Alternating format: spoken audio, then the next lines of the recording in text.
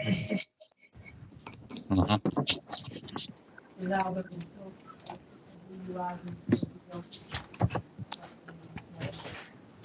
morning. Okay, good morning, everyone. We're just waiting for the last few people to join us.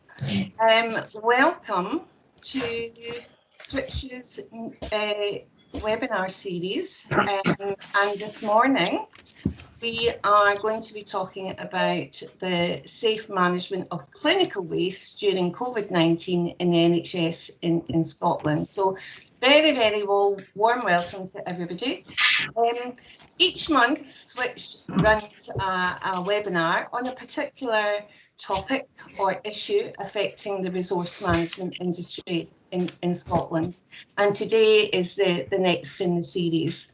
I'm Fiona Craig. I'm the Education and Skills Manager at Zero Waste Scotland, and also, very importantly, a Switch Ambassador and your host for today's webinar.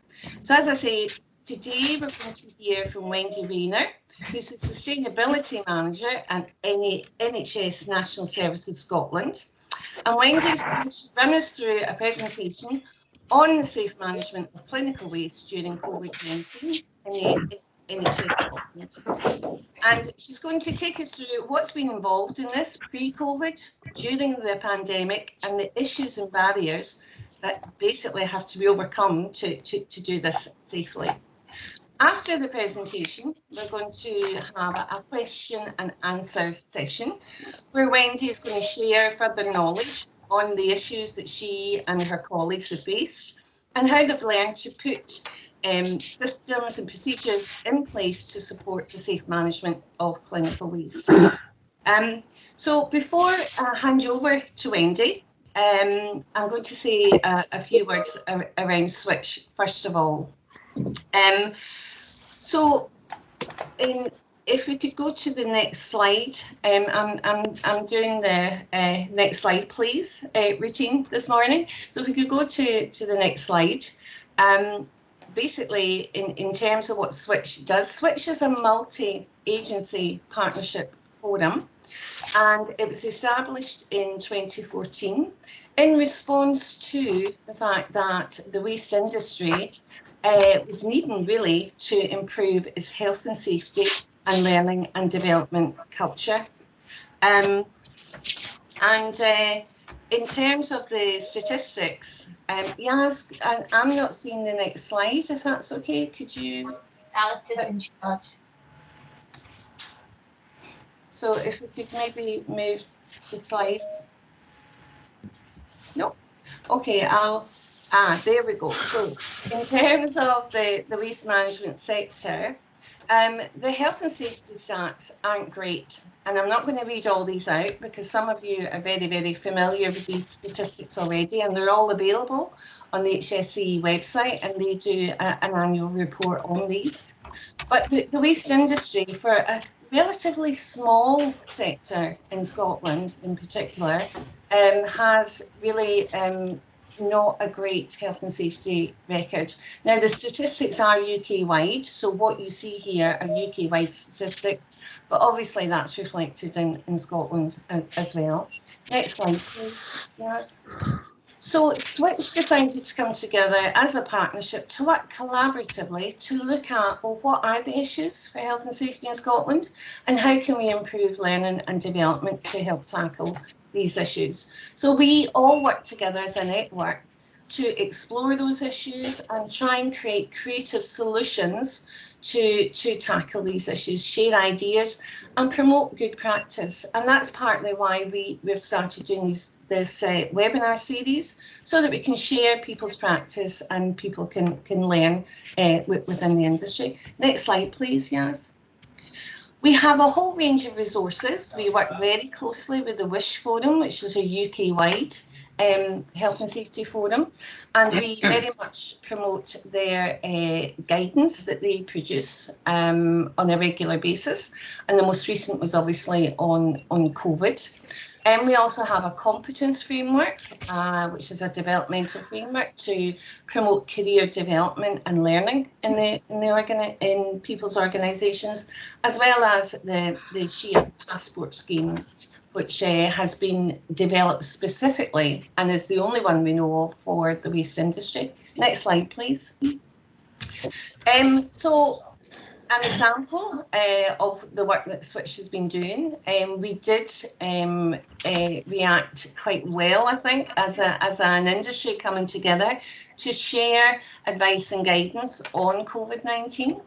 And we recently had a webinar from David Goodenough at West Lothian, who shared his experience of how to manage a service in COVID times. So, and these are the various things that we've produced since the pandemic started to help provide some support and guidance for the industry. Next slide, please. Here are some of the ways we communicate. We do have our own website. We have a variety of news and events that we produce. If you wish to contact us, that's our email address. We also have a Twitter account and a LinkedIn group as well. So there's various means by which you can come together and talk to each other and also talk to us as a network. Next slide, please. How can you become a Switch member? Simple form on the website to become a Switch Forum member. Just give us your name, your email address, your telephone number and your organisation. And if you join through that, it's free. And it means you get to hear firsthand any new events and what's next in terms of webinars and other events that other stakeholders that are involved in Switch are delivering as well. So you'll get that into your inbox. Okay, so in terms of our meeting rules, our virtual meeting rules, everyone should be on mute. If you're not on mute, could you make sure you are? Just click on the little icon up the top, the microphone icon. That'd be really, really good, and that helps control noise and so on. Please, remain on mute, because what we'd like to do is use the chat facility for you to raise questions or queries, or if you need further information. And also, just to say, it is being recorded. So if you're not comfortable with that, please just switch your camera off. So I'm going to stop sharing the presentation, and while I'm unsharing the presentation, if Yaz could do that for me, I'm going to actually introduce Wendy. Wendy is very, very experienced in waste management. Wendy's, as I say, the Sustainability Manager for the NHS National Services Scotland. She's also a fellow of Chartered Institute of Waste Management and a Scottish Centre Councillor. She's chair of the Healthcare Committee, and she supported the Science and Technical Committee and plays obviously an active role in the resource and waste sector in Scotland, across the UK and even internationally. So we're very, very pleased that Wendy's here today to share her experience of the safe management of clinical waste. She's a wealth of specialist knowledge and experience and a great deal of practical insight into many issues, including the clinical and medical waste side of things. And just before I hand over to Wendy, she's going to do her presentation, just wanted to say a very warm welcome. I do believe we have a lot of people from IOSH, the Environmental Waste Management Group today. And if this is your first time coming to a Switch webinar, very warm welcome. And we hope that you enjoy it. So Wendy, I'm going to hand over to you and give you a piece to tell us all about what you've been doing pre and post COVID in clinical waste management. Brilliant. Thank you very much. I'm hoping I can live up to that. A couple of things really before we start. For those of you, and I know there's a few international people on the call, I'm going to do my Professor Chris Whitty bit, and I'll have to do next slide as well because I don't have control of the presentation, but couldn't work it out this morning, so apologies. The other apology I'll make in advance is life is a little hectic at the moment, so I have put together a kind of compendium of slides, many of which I've stolen from previous presentations. So I'm going to run through some stuff with you today, and I'm hoping that what it will do is probably bring a lot of questions to the table, and I'm happy to answer those. And on the last slide, you've got my contact details. So anything else that you think of after this event that you just want to drop me a line, you can either come to me directly or go via Switch, and they'll forward it to me. So in terms of what I was planning to go through today was a little bit about my role, because I think that it's a little bit unique, it's a bit different, and it's the job that I've been doing or I'm doing at the moment is certainly not the one that I signed up for. A little bit about the history of clinical waste management or healthcare waste management in Scotland and how that is similar and how that differs to the rest of the UK. And then a little bit about COVID and what I think that probably means for the future. But in doing all of that, there's a huge section in the middle associated with a period where our main contractor ceased to operate and I manage contingency. So I'm going to give you a bit of information about that because I feel that that's really pertinent because that kind of influences the way that we are dealing, if you like, with COVID and the vaccination waste and how we set ourselves up. So if I can move on to the next slide, there's some rather dodgy photos of me on the next slide. There we go. Okay, so I know that you've already covered. That Fiona's already covered the fact that I chair the CIWM Healthcare Waste Group. That top photo there is me speaking at a UN conference in Manila that I was invited to do. So I would say probably 2 years ago, maybe 3 years ago, you would most likely see me in a suit. More recently, however, I probably look like those photos at the bottom. One of them, for those of you that are also DGSAs, will note that there's some poor practice going on there, and I ended up having to sort it out.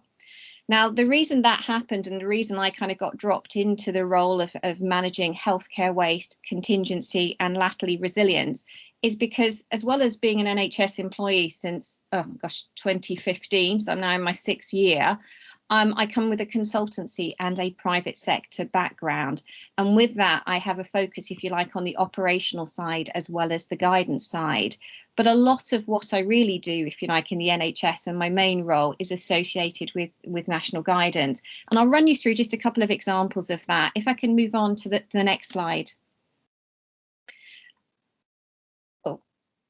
I think we might have skipped some there, but it doesn't matter. No, maybe not. Maybe I've got a different version. Right, go on, next slide. That's fine. That's fine. We'll wing it.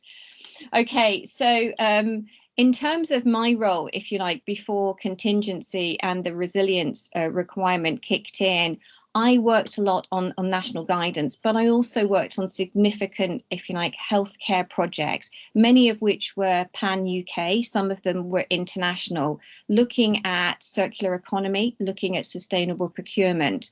And a couple that I've put on that slide, in particular, the CivTech Challenge. And I don't know if any of you are familiar with CivTech, but it's looking at technologies to solve problems. So it brings in people who don't normally work within the healthcare sector to look at a challenge and look how we can, if you like, design our way out of it.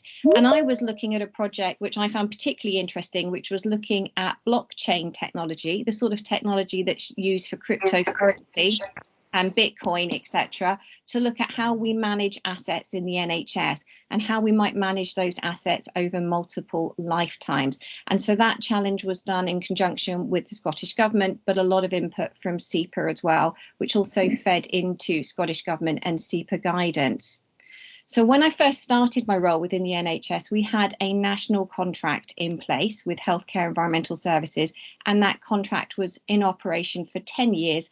And I probably joined, I would say, halfway through that contract. And the picture of the yellow wheelie bins you see there are actually the new contractor, Tradibi, but those bins were the normal way that clinical waste was collected. So those bins, for example, would be in wards or in waste rooms that would be adjacent to wards. mostly clinical staff would then move bags of waste, put them into those wheeled bins, and those carts would then carry that waste all the way up to the final point of disposal. So, and the reason I point that out is as we go through this, you'll see that those bins disappeared on me somewhere through contingency, and we needed to look at alternatives. Okay, next slide, please.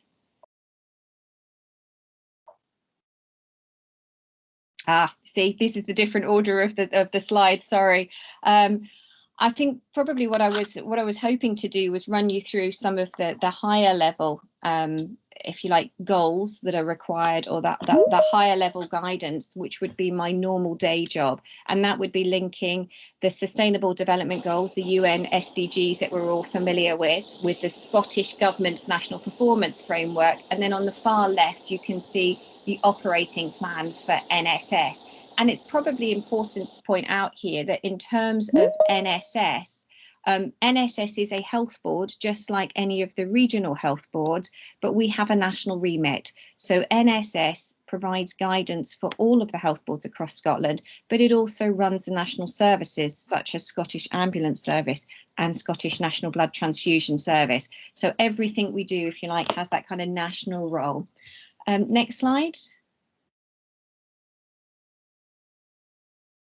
Now, I picked up a couple of projects and I wanted to just highlight those to you. The first one that you can see on the screen now is about plastics, and plastic seems to be a bit of a hot topic, but it's something that we were looking at in healthcare in 2016, and we've done a huge amount of work working with colleagues in Zero Waste Scotland on this.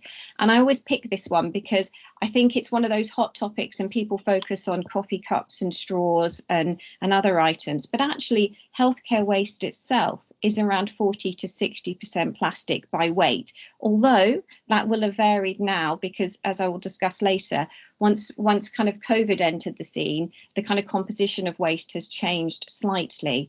But if I were to go into an operating theatre and I were to take the waste out of an operating theatre, around about 50% of the weight of that waste would be plastic, and the predominant plastic would be polypropylene. And I think that's really important because when we're designing systems and we're procuring items, it's really good to know what we're dealing with in terms of waste so that we can capture those resources again. And of course, we do look at substitution, we do look at reuse, but the nature of healthcare means that we will always require single use, and how we manage that resource at the end of its first life becomes really, really important. The next slide is one which is kind of dear to my heart in terms of projects. Can we move on to the next slide, please? Okay. And we'll discuss it a little bit later, but when I was managing contingency, I moved a large truck, shall we put it that way, of waste pharmaceuticals every week for incineration. And that truck held something in excess of 5 tonnes. So NHS Scotland was disposing of waste medicines to the tune of 5 tonnes a week. What you see in front of you is the returns from one patient. And it was an elderly person, and once she had died, the relatives brought back the medication that she hadn't used and took it to a local pharmacy. And that kind of gives you a scale. It gives you a scale of the environmental impact, because pharmaceuticals represent 51% of the carbon footprint of the NHS. But I'm sure for most of you, you can probably think about the amount of money that's sat on that table and the actual amount of money that's wasted.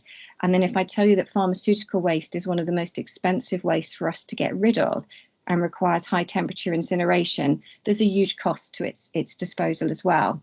So my day job really is focusing a lot on national strategy, looking at international and Scottish government guidance, and looking how we manage some of those problems in the future, make systems more efficient and improve, if you like, the whole sustainability as well as the environmental performance of things that are happening. And the realistic medicine agenda is a really big part of that. Okay, if we move to the next slide, please. So what I was hoping to do was give you a bit of a timeline, if you like. So as I'm talking you through things, and I appreciate I've probably been jumping around a little bit more, so I apologise, you can start to get a picture of where we were. So I joined NSS in 2015, and as you can see, I was probably pretty much midway through the 10-year contract with Healthcare Environmental Services Limited. Now, HES was contracted to provide clinical waste or healthcare waste services through the whole of Scotland. There were different contracts that were managed regionally and with different health boards having control over those. 2018, National Services Scotland, acting on behalf of all the health boards, put out an invitation to tender for the next national contract. That contract was based predominantly on the previous contract model that had been incredibly successful, or at least it was incredibly successful until 2018, December the 7th, which is a date I will always remember. Healthcare Environmental Services withdrew from the Scottish market, and NHS Scotland entered contingency.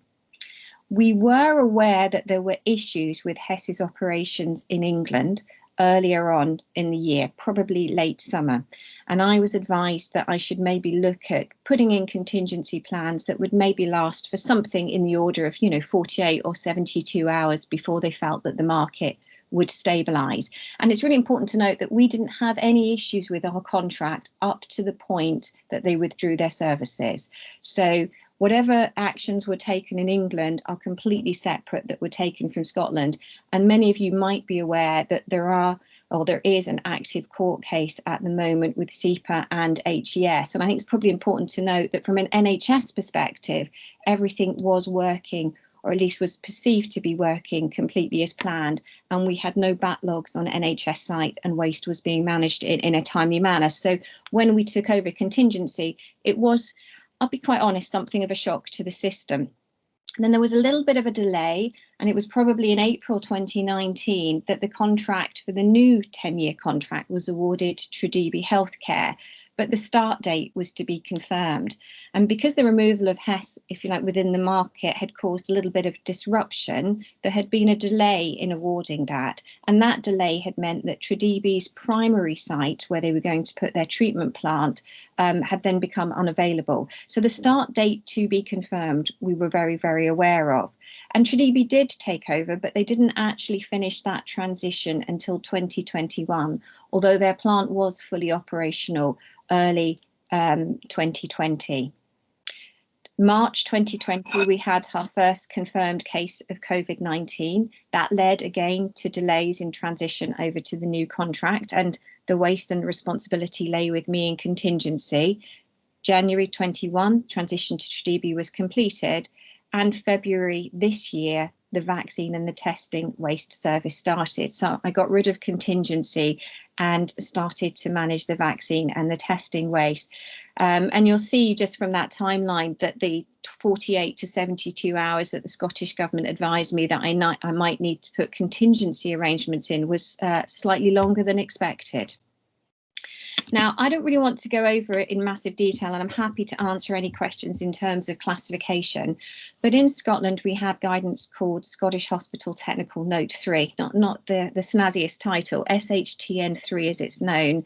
And that provides the guidance in terms of how we classify and segregate waste. Now that's being updated. That is slightly out of date at the moment because we have made some changes with the new contract. But in terms of the key components of that, you've got WM3, the document in the middle, which is a UK document on hazardous waste classification. And that gives us the definition of a lot of our healthcare waste, which fall within the definition of hazardous waste or special waste in Scotland. And on the right-hand side, you've got ADR. So you've got the requirements under the carriage of dangerous goods. And it's probably worth noting that I am a DGSA, and most of my colleagues, if you like, UK-wide that deal with medical waste are also DGSAs, because waste classification only gives you part of the requirements. You need to meet the requirements of the carriage of dangerous goods regulations, and that really influences how you package those wastes. So if we move on to the next slide, we have the scary chart. I didn't call it the scary chart. One of my colleagues nicknamed it the scary chart. And that actually shows the flow and the different classifications of waste. Now, I'm going to draw your attention to just a couple of parts of this because it looks quite intimidating, but actually it's really quite simple. If you have a look along the top part of it, you can see a green block, an orange block, a yellow block, a red block, and a blue block. And those are kind of giving us rough ideas of where the waste can go. I'm going to ignore the green because mostly that's municipal waste and look at the orange. Anything which is orange, either placed into an orange bag or into a sharps box with an orange lid means that it's suitable for alternative treatment. And at the moment, that waste goes to the Tredebi facility in Bells Hill and is treated in accordance with Stat 3 on one line and Stat 4 with another line. And the Stat classification is the level of treatment or disinfection. So Stat 4, if you like, not quite as thorough as a laboratory autoclave, but pretty much on a par with that. And I can send anybody any links to that guidance if you want it. Can't remember exactly what STAT stands for. It's a US abbreviation for state territorial something. It's used throughout the UK and Europe, and the STAT reference and the STAT classification is used within SEPA's licenses and permits. So that's kind of why I'm using it today. Anything which is yellow, okay, falls within that yellow stream, means that it requires disposal by high temperature incineration. And within there, you'll start to see, they look like little houses, I'm afraid, but you've got yellow boxes, one with a blue lid, which means it's a pharmaceutical waste that requires disposal. You've got a little house next to it with a purple lid, which is also pharmaceutical, but is a cytotoxic pharmaceutical. You've got a yellow with a yellow lid, which just means it's requires disposal by incineration, not because of its secondary characteristics, because it's pharmaceutical content or other, just simply because of the nature of the waste. That would be the type of container that would be used for anatomical waste, because all anatomical waste is incinerated for ethical reasons. And then you've got a red lid on the yellow body, and that basically means read my label. It means do something special with me. So you might, for example, get within a red lidded box lots of metal surgical instruments. You might get hip joints, you might get something else which might require specialist handling. So when you break down that scary chart, it's not quite so scary. The red and the blue just require specialist treatment, but they also require the blue box at the top. And I can actually send this to you, and I'm happy for you to have copies of this presentation so that you can have a look at that in more detail. But hopefully that kind of breaks it down. If I move on to the next slide, here really exactly the same representation, but I'm just kind of explaining how clinical waste or healthcare waste is classified in England predominantly. And where we had SHTN3 guidance, England has HTM 0701. Again, not particularly catchy name. Now, HTM 0701 is no longer available in print, but if you go to gov.uk, you'll be able to download that. And again, that guidance refers both to WM3 and to ADR. But there's a couple of key differences, and one that I'll just highlight because I think that is probably quite significant. So if we move on to the next slide, rather than give you another scary chart, I've put it in a table format this time. It makes it a little bit easier. You can see the yellow and the orange and the purple and the blue there. But right in the middle, with a circle around it, you can see the yellow with the black stripe, and that's offensive waste. An offensive waste, which is a non-clinical waste, it's not a hazardous waste and is suitable for landfill, is produced in most hospitals in England and also in Wales, and it's not produced here.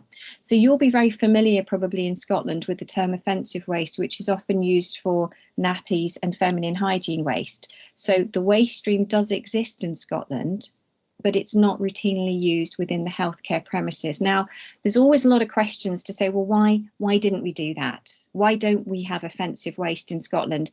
And I'm afraid the reason is me. I'm not a massive fan of offensive waste. What I would rather do is I would rather get our clinicians to segregate waste. If it poses a risk of infection, treat it as infectious waste, probably within the orange stream. And if it doesn't pose a risk of infection, I would like you to manage it properly. I'd like you to manage it, to recycle it, or to recover some value from it. I don't see the reliance on landfill. And essentially, from my point of view, and this is a Wendy point of view rather than NHS Scotland, the offensive waste stream is like a bucket. And within the healthcare environment, if clinicians aren't sure what to do with something, they quite often stick it in offensive waste. I would rather that we educated and gave our clinicians all the tools that they needed to segregate waste properly without having this kind of catch-all, not sure what to do with it classification. So there's some very significant differences there. Shall we move on to the next slide? So I was saying earlier, 7th of December, I do remember the date, Hess basically ceased servicing the NHS contract.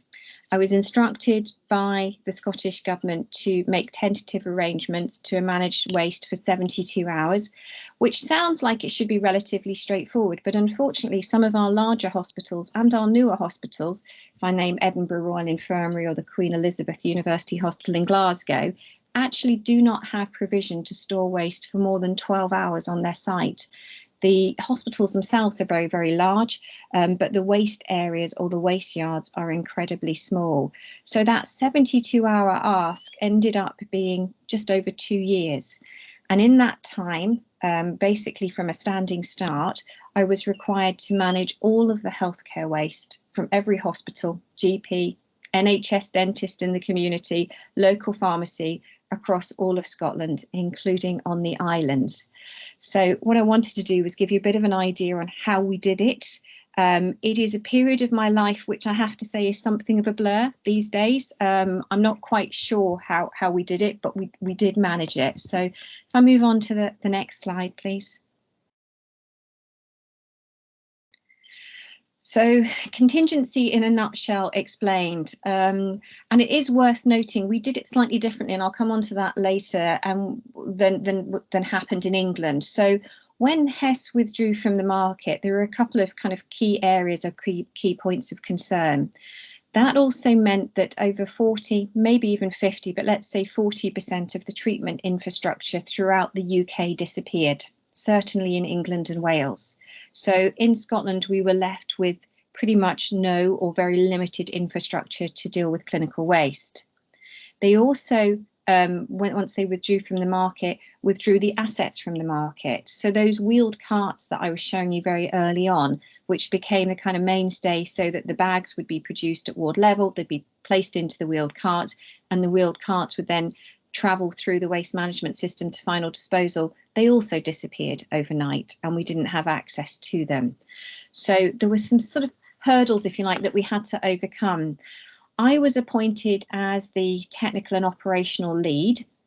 So I was given the grand title of head of contingency, but I would say that it was very much a team effort. So I wouldn't have been able to do, if you like, what we did without the admin, finance and the procurement support. So I didn't have to worry about negotiating contracts or dealing with invoices or doing any of those sorts of things. My job was really to be on the ground, to make sure that the waste was segregated as it needed to be, and we needed to change how that waste was segregated at short notice.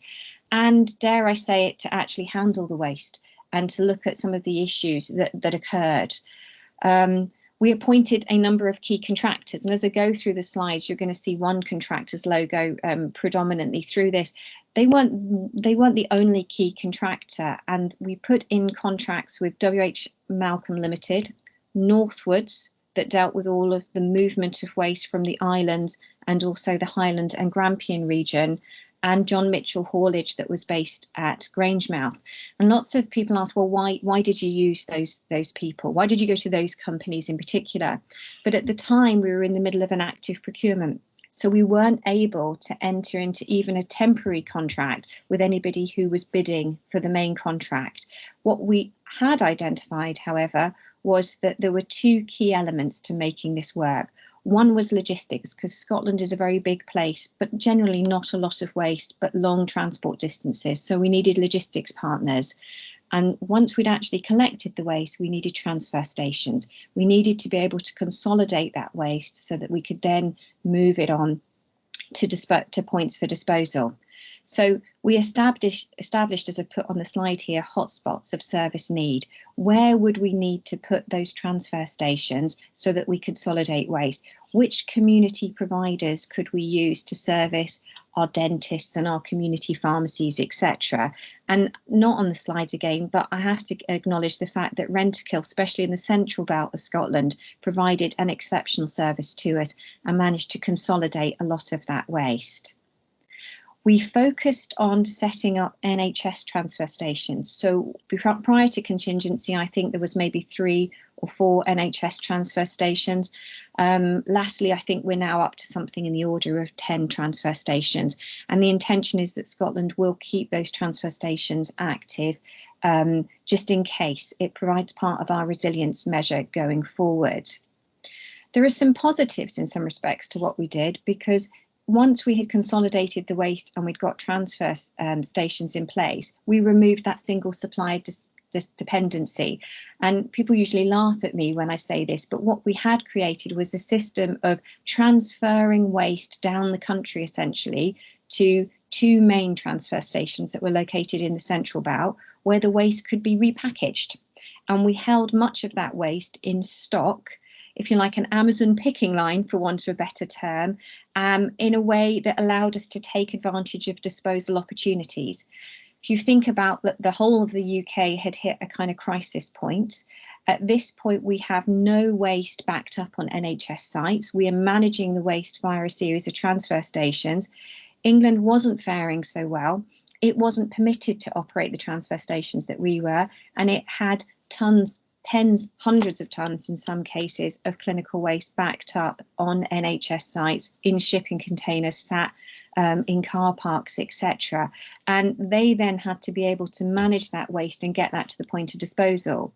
I only had to manage it and get it to my transfer station, and then I can work with about 4 or 5 disposal contractors that were operating in the UK to present that waste in a format that made it accessible to them. So, for example, an incinerator might phone me up and ask me if I had a bin load, and I would send down 52 bins the next day. Or they might ask me if I had a pallet load, and I would have a pallet ready. And then within my transfer station, I had various racking systems, but I also had the ability to store waste at minus 20 degrees. And I had 3 very, very large freezers that were able to take pallets, so that I was managing to, if you like, comply with what were quite stringent regulations that were put in place by SEPA. And one of the important things to kind of point out here is that even in an emergency situation, SEPA still regulated that site, all my sites, with vigour, and SEPA were pretty much on site every week, either announced or unannounced. When we first started, we started working with authorisations and enforcement positions. So we didn't have what we call bulk approved transport for clinical waste in place. So we got authorisations from Department of Transport to enable that to happen, and enforcement positions to enable my transfer stations to operate whilst the licence applications were made and went through the system. As time went on, we invested. The licenses were then put in place formally, and we converted fleets of vehicles to what they call BK2, which is now forms part of our resilience fleet. So we are the only part of the UK that has BK2 vehicles. And I can tell you that we're actually lending a significant number of BK2 vehicles to NHS England at the moment. Lots of words, and I apologise for all of this, but I think one of the main things here was the teamwork that led to the success. We worked very closely with the regulators to define how we were going to approach this, what we needed to do. They worked with us to give us the guidelines in terms of what was permitted in terms of enforcement positions and how that would work. We managed to procure the additional containers, which allowed us to palletise a lot of waste, to move some of the waste out of wheeled bins and into rigid containers. We also worked, I think, very closely with Scottish industry, and I don't have any of the pictures, and I was looking through my kind of photo files, desperately trying to find. I have got somewhere pictures of Malcolm's trucks with Mitchell's trailers and vice versa, and Northwood's walking floors with Mitchell's trucks and various other things. And I think one of the things that we kind of benefited from was that kind of Team Scotland approach, and that the contractors put all competitive elements, if you like, within the logistics industry to one side and work together to try and support us. So I might have had, my name at the top of this as leading contingency, but I don't think it would have been possible if these guys hadn't really pulled together and made it work. And I think everybody does feel quite precious about the NHS and is invested quite heavily in the NHS. And so people really went out their way to kind of help us out this period. If we move on to the next slide, you'll be glad, less words, I'm hoping.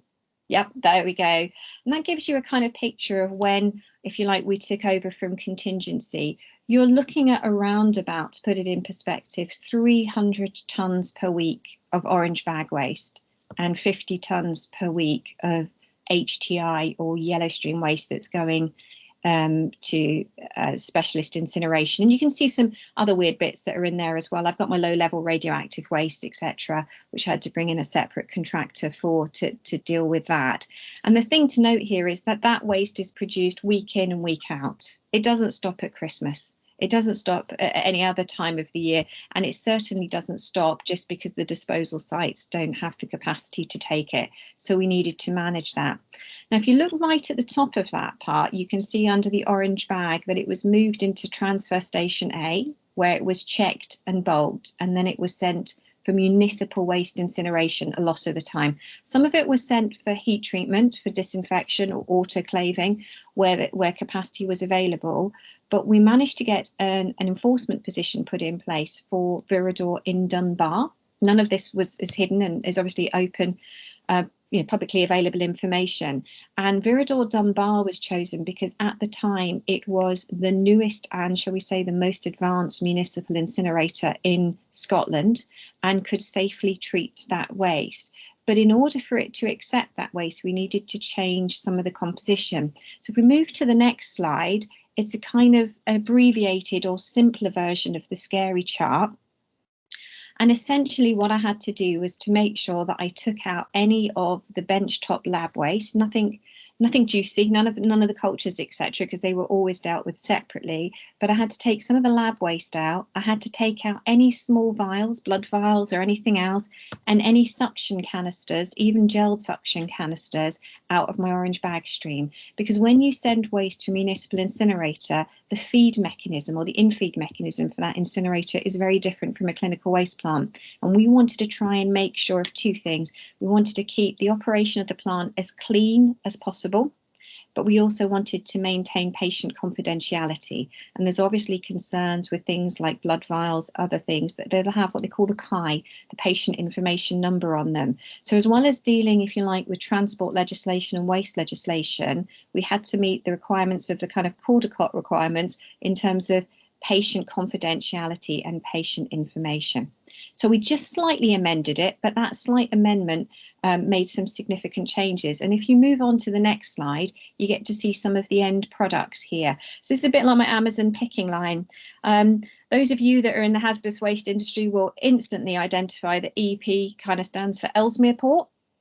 So that went to the high temperature. What you can see there is the yellow stream waste, which is packaged. And if you look very carefully, you can see that even each palletized load is kind of color coded. So you've got the sizes which are matched because that made a difference. Not all places wanted to take the larger containers. You've got the smaller ones which are all palletized, a bit like Lego blocks really. And then you've got the pallets of purple and you've got a pallet of blue, which is next to that. So again, the requirements or the incinerator accepting our waste would say, Wendy, I can take X loads of this, this and this, and we would be able to pick that off the line. On the right hand side, you've got the walking floors, which are the BK2 approved walking floors. For those of you that are DGSAs, you'll notice the markings that are on those trucks, and that's them in the weighbridge just heading into Viridor Dunbar. And those vehicles would carry significant loads of waste at a time. If we just move on to the next couple of slides, and I'll whiz through some of these details for you. I'm not sure how much of this information is available, but as you can imagine, there's a significant amount of public spend associated with contingency arrangements and the kind of risk and finance aspects of that. And there have been 2 reviews undertaken by KPMG to make sure that we did what was appropriate, because obviously we were spending taxpayers' money. And it's a very positive review, actually. It's I haven't taken any snippets out of that, but it does paint a relatively positive picture, which I think is reflective of what happened. But as the next slide shows, not everything always goes according to plan. And this was a suspected arson attack on one of our sites very early on. We also had a vehicle fire on the M74. Oh gosh, we've had a whole range of things. But I picked this one because for those of you that are waste managers, this one made me scratch my head more than anything else. Actually, the fire was relatively easy to deal with and the fire brigade came out. But what you can see, other than a lot of damage to a walking floor, is semi-burnt orange bag waste. That became almost impossible to dispose of. And I rather flippantly said at the same time it would have actually made my life easier if it burnt a bit more. But no, it was obviously put out, as was the right thing to do. But there was not an incinerator in the UK that would accept semi-burnt orange bag waste. I did eventually get it disposed of, but I had to put special agreements in place to get it A, transported, and B, disposed of, because of course the bags weren't intact. So if we flip over to the next slide, I'll give you a bit of an update on the UK position. Whilst we were dealing in contingency, so was the rest of the UK. Wales was pretty unscathed. Its main contractor, it didn't really have any interaction, if you like, with HES at that time. And so most of its contracts were in place, but there were knock-on effects throughout the whole. There was kind of a ripple throughout the whole market. And the same in Northern Ireland. There was a ripple effect that happened there.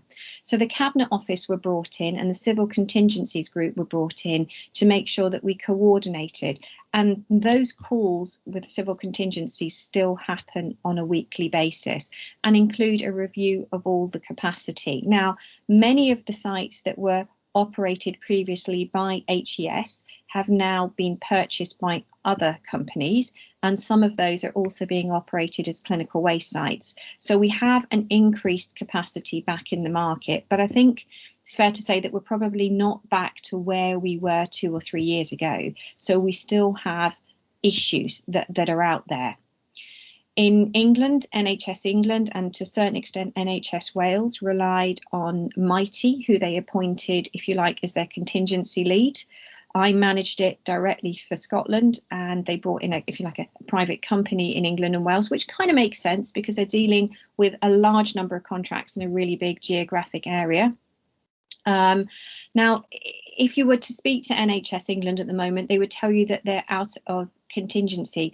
What they've actually done is put temporary contracts in place, and they're working on some market analysis in terms of a should cost model to try and work out how they change, if you like, the dynamics in that industry. So many of the NHS England contracts that were put in place really are only for maybe 12, 18 or 24 months at most, whereas the position that we were in that made us very unstable at the start of contingency, because we were in the middle of contracting, meant that we now have a secure and operational contract that is working exceptionally well in place. So we are in a, I would say, a secure position, and there are, shall we say, some high risk areas at the moment in England and some in Wales. So we've moved out of a period of contingency, which was slightly chaotic, and then we move into COVID-19. So if we move to the next slide. So the first cases of COVID-19 occurred just over a year ago. The original plan was that Tredebi Healthcare, who took over the Scottish National contract, would start to transition around March or April, and most of the transition was put on hold because we were waiting to see what was going to happen. One of the big concerns was that the first cases that came through, the waste was classified as a category A pathogen, and in kind of layman's terms, it means it gives it the same classification as something like Ebola. However, it was rapidly and correctly downgraded with the rest of the kind of coronaviruses. It didn't have a massive impact on us. I'm going to be really honest at the beginning, because we didn't really know what was going to happen. And when we went into that first lockdown, a lot of the clinical practices kind of reduced quite significantly. And so we didn't see massive increases in waste, but our hospitals were probably operating at around 30 to 40% occupancy, but the waste was up to probably what we would expect at 100%. And I would say that on a personal level, it added a whole new level of stress because the kids were, of course, being homeschooled and I was stuck on a waste site. So my kids were being homeschooled on a waste transfer station, which they thought was fantastic and made for some interesting Teams conversations with their school friends. The key issues, if I were to summarise those in relation to COVID, were uncertainty. And of course, the Scottish Government then started up its kind of cross-sector waste group, which brought in NHS, local authorities, private sectors, etc. There was a huge concern about infection risk because people just didn't have awareness. And also a massive concern about the impacts on household waste collection because people were quite rightly uncertain about what the risks were from collecting waste from household. Clinical waste collection continued pretty much unfazed because it was the team that I was working with and we'd always been managing the waste and we continued to manage the waste. And then we had the other issues that we needed to deal with, which are more under the title of resilience that I now manage in terms of surge capacity, testing, and now vaccine waste management. And just to give you a picture, if you move on to the next slide, and I'll just try and whiz through some of these. This is stolen from another presentation, so not all of this information will be relevant here, but I think it's probably worth looking, if you like, at the number of deliveries that were made and the increase in deliveries in terms of COVID. Most of this was associated with PPE, but we started to really see a massive increase. Now, the more we increase products out to the marketplace, into the healthcare sector, the more we see an increase in waste. So these things kind of feed into. So at the moment, I track quite closely, for example, the purchase of PPE or the purchase of particular items, because that gives me a heads up as to what's likely to come through the system.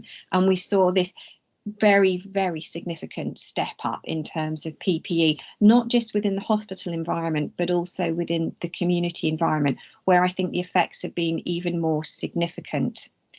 If I move on to the next slide, and I think this is probably one that was shared, many of you might have seen this one, and if you haven't, I can get you a copy of the actual letter itself.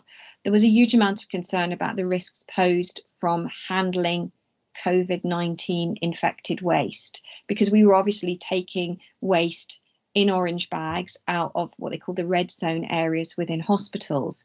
And this is a letter from Health Protection Scotland, which are now Public Health Scotland, that changed a couple of months ago, which is stating that there are no additional risks posed by this waste. So normal precautions that you would put in place for clinical waste were more than adequate to deal with the infection risk posed by COVID-19. And it's really important to note that if you think that my guys were handling this in bulk, which means you've got actually hands-on movement of a lot of this waste, we did not have one occupational instance of COVID-19. In fact, I think out of the whole team of people that were dealing with waste, we actually only had one person off, and they, I don't think, were positive, but a member of their family had tested positive, and so they were isolating. So the real risks here are not from the waste. COVID-19 is much, much greater risk, if you like, from person-to-person contact. So the focus became on making sure the right PPE was in place in terms of healthcare waste management, but also just making sure that the right precautions were in place in the workplace to make sure that social distancing measures, etc., were actively being used.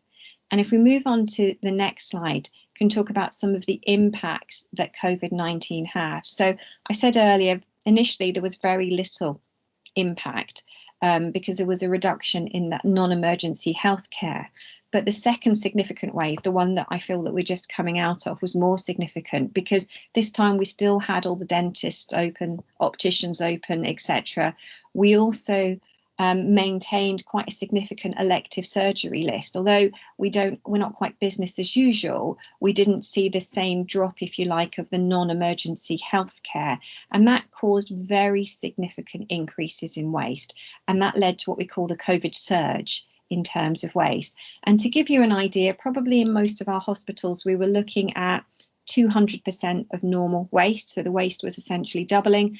And in the community settings, we were looking at increases of 300% and in some cases 400%. And you say, well, what does that do to the system? Well, we'd moved out of contingency, we'd moved back into wheeled carts, and an average wheeled cart prior to COVID would contain something in the order of about 60 kilograms of waste. Once you introduce COVID, you introduce a lot more PPE, and that reduced the density of the waste. So from 60 kilograms per cart, we started to see carts that were full but were weighing 30 to 40 kilograms, which means that hospital sites, health boards, or even nursing homes, community care, etc., needed twice the number of wheelie bins than they would do normally. And twice the number of wheelie bins meant that they needed twice the physical space or the footprint on the site. But the waste actually increased as well, 200%.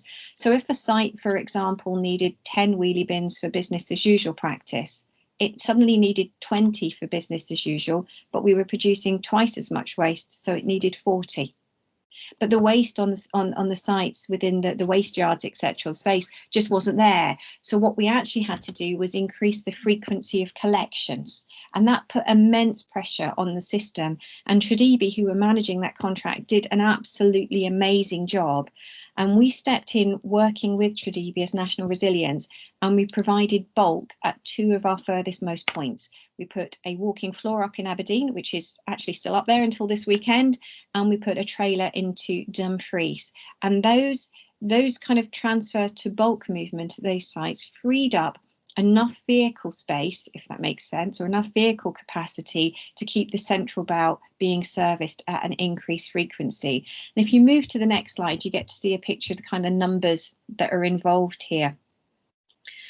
So if you think about my Ellesmere port load that you can see there, we would probably be looking at something in terms of 7 to 10 tons of waste on my truck. If that waste was in wheeled bins, which is as the normal practice, that would be equivalent to using 2 or 3 40 bin units by Tradibi or any other provider, but Tradibi is the national provider. So we had a kind of 1 to 3 ratio there. So by moving out of wheeled bins and into bulk, we were managing to free up quite a lot of vehicle movement.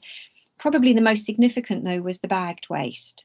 When we started to move back into bulk in a kind of an emergency or a resilience position, we freed up 4 to 5 trucks by moving out of carts and into wheel bins.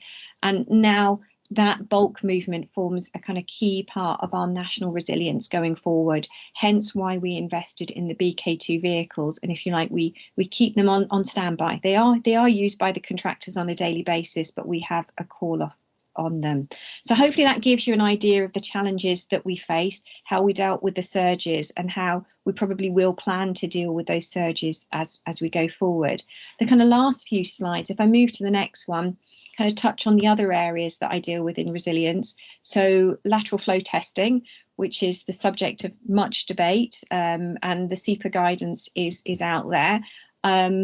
Health boards deal with their own lateral flow testing just in the same way that care homes, etc., do, and they're putting contracts in place for that. The vaccine and testing waste service, if you like, which is a resilience service that I'm now managing, we offer the service, though, to collect from public or mass testing centres. And I think there's about 23 of those in operation at the moment throughout Scotland. And I also manage all of the chemically contaminated waste from the PCR testing, which is done predominantly at 4 labs in Scotland. There's 2 in Glasgow, 1 in Edinburgh, and 1 in Aberdeen. So that gives you a sort of an idea of some of the other things that we deal with. And the next slide, which I think is the last one just before my contact details. No, it's not, actually, it's one more. Is just in case you see it on the road, we've now got 4 of these vehicles out there, and these are the vehicles which will be collecting the lab waste and also some of the vaccination waste. The interesting thing is we had to actually ask the contractor to buy these vehicles because rent them, because everybody is at home and everybody is buying online, and so there were no vehicles that were available to rent via any of the normal kind of rental agencies, so they had to be bought, and they're now beautiful rainbow coloured. So if I just move on to the last slide.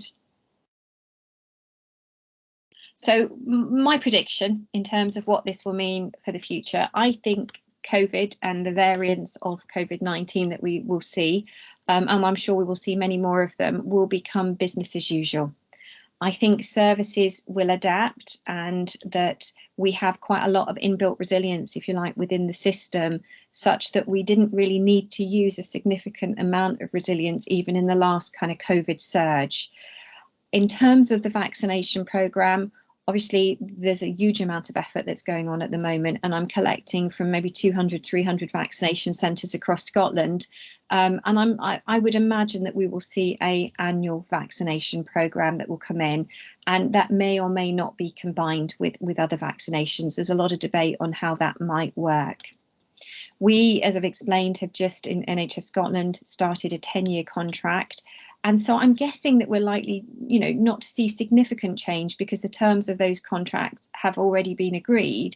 But I would hope that as we work with our partners at UK level and they get the should cost model, and we look at building greater resilience and reducing some of the risk within these contracts, that there will be an opportunity to make changes.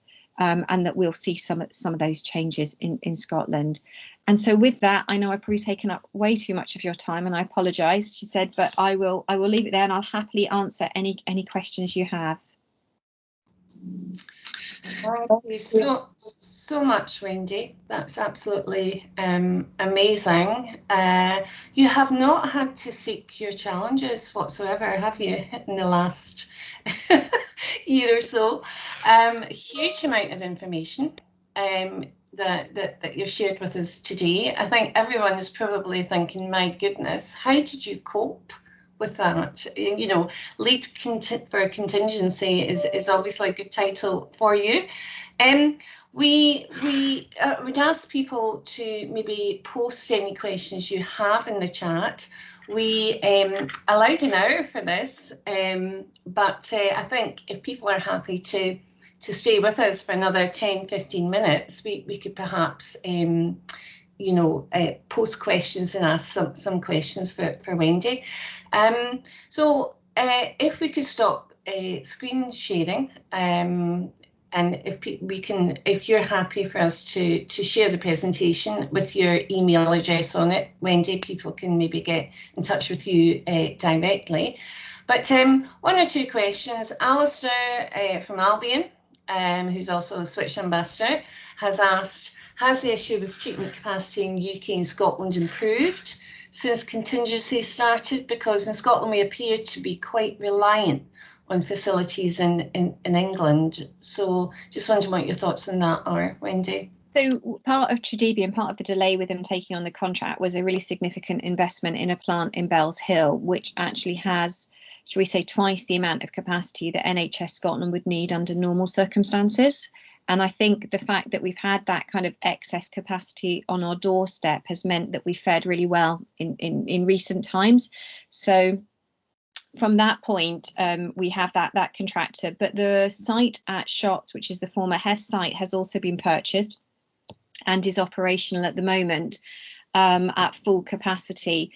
So we are in a situation in terms of treatment capacity where we have now a lot of it. And a lot of it would be readily available to us. What we don't have in Scotland at the moment is high temperature incineration, and all of our high HTI waste currently goes to Wrexham in North Wales. Okay, thank you very much, Wendy. Sorry, Alistair, you want to ask any more on that? No, you're okay, good.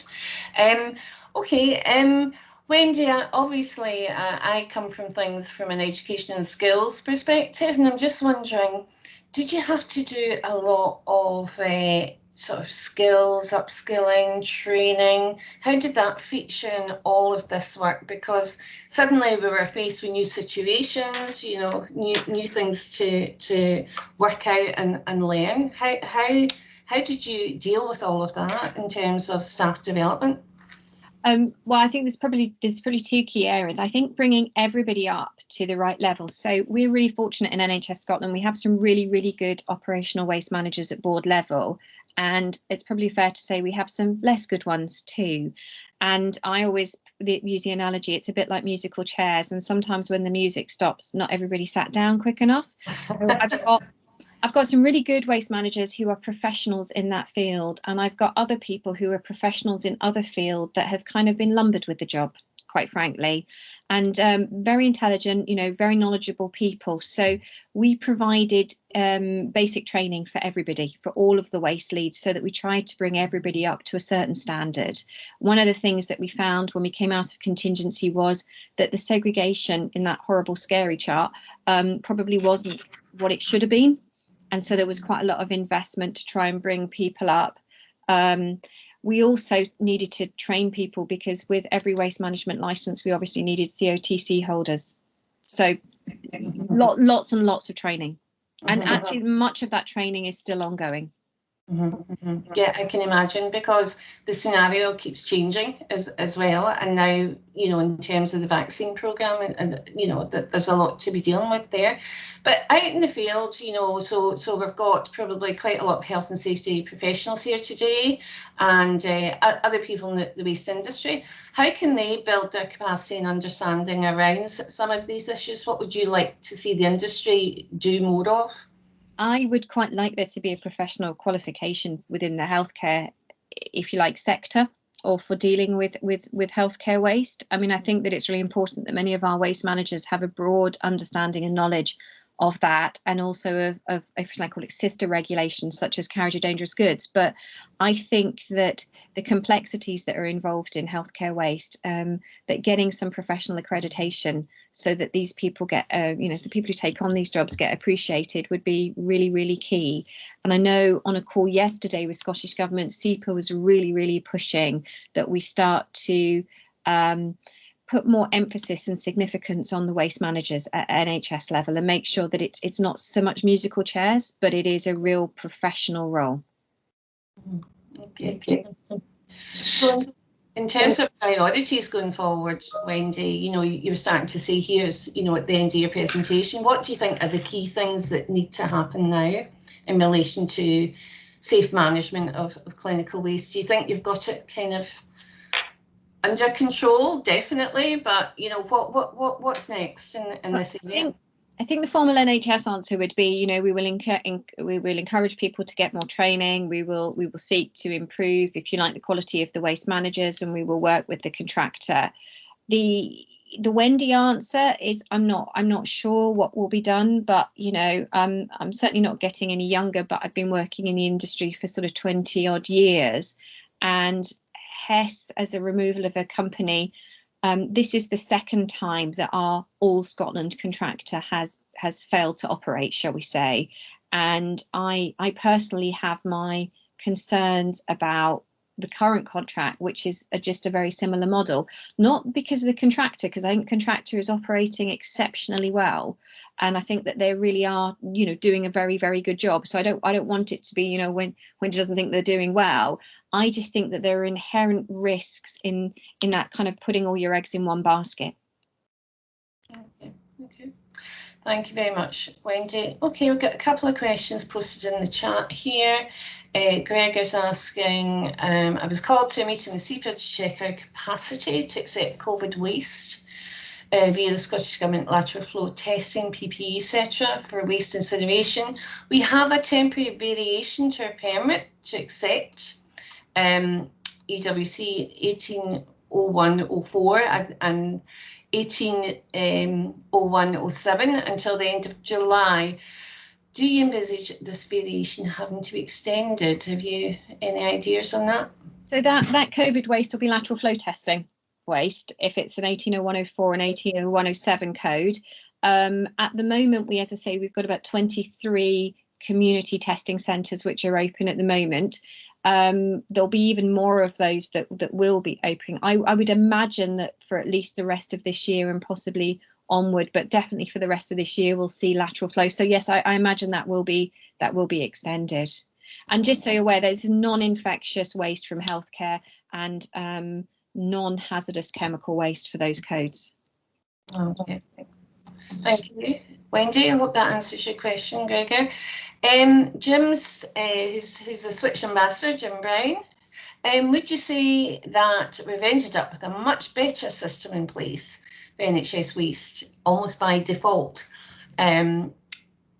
No, she said, no, I don't think that we have. I think that inevitably, what has happened is that we've gone back to maybe a slightly more informed status quo. We've got more training in place, but I think that corporate memories are often quite short. And I think the reality is that for as long as Tradibi manages to maintain the service, which there's no reason why they shouldn't, then we'll just carry on as we did before, which is exactly what we did with Eurocare until Eurocare stopped working, and exactly what we did right up until the week that HES pulled out the market. So I think there are inherent risks in the system. So I'm not sure that it's a better system.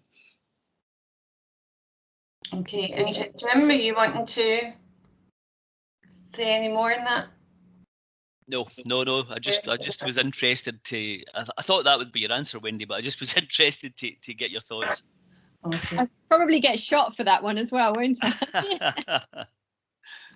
If I could take you back to one of the bits in your presentation around the excess medication, you said that was something that was, if you like, close to your heart, something that you really feel needs to happen. Just wondering what can we do to reduce the type of example you gave regarding excess medication, because there seems to be a lot of waste there as well.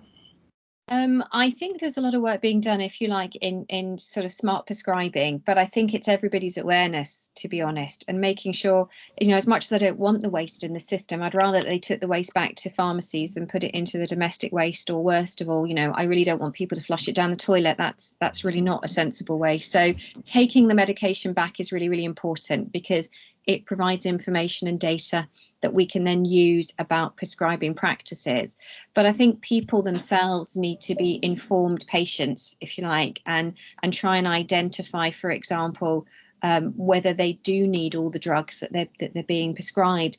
The picture that I showed you was an elderly person who was probably just getting repeat prescriptions, and that they were being filled, if you like, and collected. So I'm not really blaming them as an individual, but it's more that system. And the cost of the NHS, for example, prescribing paracetamol is 5 or 6 times what you pay over the counter, because of the number of people that are involved, if you like, in that system. And anecdotally, I'm told it's also not as nice as the stuff you buy over the counter, because I don't think we sugarcoat it. So you get these wonderful situations where people get paracetamol as part of their prescription, throw it away, and then buy the 69p pack over the counter. So I think probably informed consumers is important, and feeding back so that we can start to change that. I would love to work on other projects looking at how we might be able to utilise or return some of these products, but the Falsified Medicines Directive actually adds some complication to that. Okay, thanks very much, Wendy. And I think we probably totally agree with you on that. There's another question here, which I think will probably need to be our last question, because we've overrun. But obviously, this is obviously a very interesting subject area for people. Question, I'm an EHS construction manager and involved in energy from waste industries. There's a large waste incineration plant my company's involved in Dundee, and now Aberdeen has started. So it says your government are contributing to the waste handling. It's just a case of, I'm not sure what the question is, or is it just a statement actually? The Dundee and the Aberdeen incinerators are municipal incinerators. So whilst we did use municipal incinerators for a very short period of time as part of contingency, they're not authorised, they're not permitted for clinical waste. So they don't routinely take it. If you look at mainland Europe, you'll start to see that a lot of the municipal incinerators have sister plants that take hazardous waste, and quite often they share abatement technology. But I'm not aware of any designs like that in Scotland. It might be something that would be a nice thing to see. Yeah, okay. Okay, sorry, it was just a statement rather than a question. Sorry, Patrick. Okay, It's 11:15. We've gone way over our time, and Wendy, you've been an absolute champion in terms of the presentation you've given today and the questions that you've responded to, and we're all very, very grateful for you sharing your knowledge and experience in what has been really quite a difficult journey for Scotland. And with you in the lead, I think obviously we've made great strides in being able to manage clinical waste safely in Scotland, which I think we're all grateful for. Can I just say thank you so much again? Your email addresses in the presentation. And we will circulate the presentation, and our recording will be on the Switch website. Just to reiterate, you can join Switch through the website, just join giving your name, organisation, so on, and then you will have access more to the resources that we produce, and also direct emails and news of our news and events. So thank you everybody for coming along today. I hope you've enjoyed it. Do feedback, let us know what you thought of our webinar today, and we will be in touch regarding the next one. Watch this space. So thank you and stay safe. Thanks very much. Bye-bye. Thank you, everyone. Thanks, everybody.